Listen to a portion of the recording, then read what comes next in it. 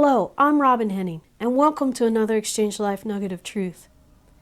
Now, I'm filming this the day after Thanksgiving, and I just spent the morning with a precious family that I love dearly, and I spent it at the hospital with them because the patriarch of that family is likely going to be seeing Jesus face to face today or maybe tomorrow. And then last weekend, I spent time with my family because there was a funeral. My dear cousin, who was like a precious brother to me, had gone on to be in glory due to brain cancer. And, you know, these men are going to be truly missed by their loved ones.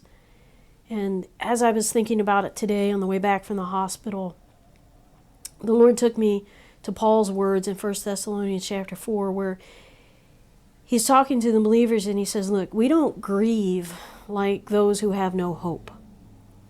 Our grief experience is different. You know, for the believer, the day that we graduate to glory is actually the best day of our lives here on earth.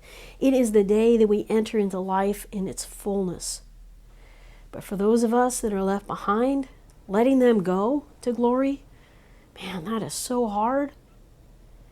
It takes real agape love to let them go, because agape puts their best interest ahead of ours. You know, in our selfishness and our self-awareness, we want them with us. We want to hold on to them. But agape reins that in and says, no, I love you enough to put your needs ahead of my own, and I choose to let you be with Jesus. I choose to let you go first. Boy, that is hard. Beloved, it can be so hard to do that, especially for a spouse or a child. But in the grieving process that follows, we have to be willing to let the waves of grief hit us. Sometimes they knock us down. And we have to wrap our arms around that pain and feel it, but then we have to release it by giving it over to the Lord. He is the only one who can carry our sorrow and our grief. We can't. If we take in that grief and take it and push it down into the subconscious, say, I will not feel that, it is going to fester. It will provoke infection in our soul. It will keep us from healing. And that's not what our loved ones want, and it's not what God wants. Instead, what He wants us to do, when those waves hit, we need to purpose to thank the Lord for the time that we did have with our loved one. Not fixate on the time that we didn't, especially if we're dealing with a child. We're not going to see them do this, this, and this, and this. Yeah, we have to grieve that and give that over. But our focus needs to be on thanking the Lord for the time that we did have, appreciating that.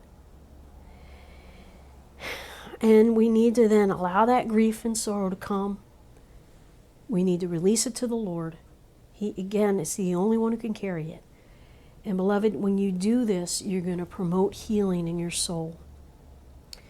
But beloved, hear me again, please. This does not mean you're going to forget your loved one. It does not mean you don't care about them. You never stop missing them. My brother's passing, the anniversary was November 11th. I don't even know how to do the math on this one. It was 1975. At the funeral for my cousin, there were people reminiscing about my brother. I miss him. I would love to have known him at this point in my life. I don't have a lot of clear memories of him. But it was great to hear people express positive things about my brother. I still miss him. Okay, the wound is healed, but I still miss him. So, beloved, losing their presence, that's hard because they're no longer with us.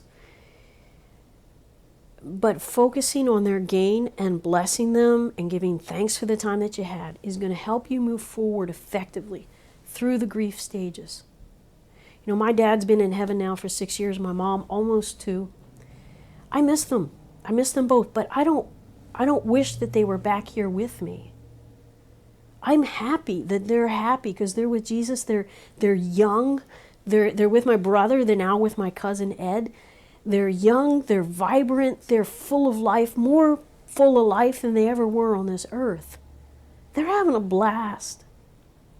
I miss their presence, but I have hope in Jesus. I have hope that I'm going to see them again very soon.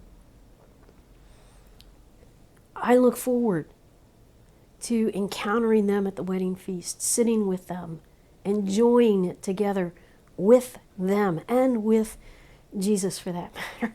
Beloved, it's been a hard 2 years for all of us. This COVID thing, this pandemic thing has been hard. We've lost normal. We may not have lost a loved one, but we've lost normal. So allow the Lord to bring you healing. Press into Him. Don't run from Him. Press into Him. Give Him your hurt and your pain.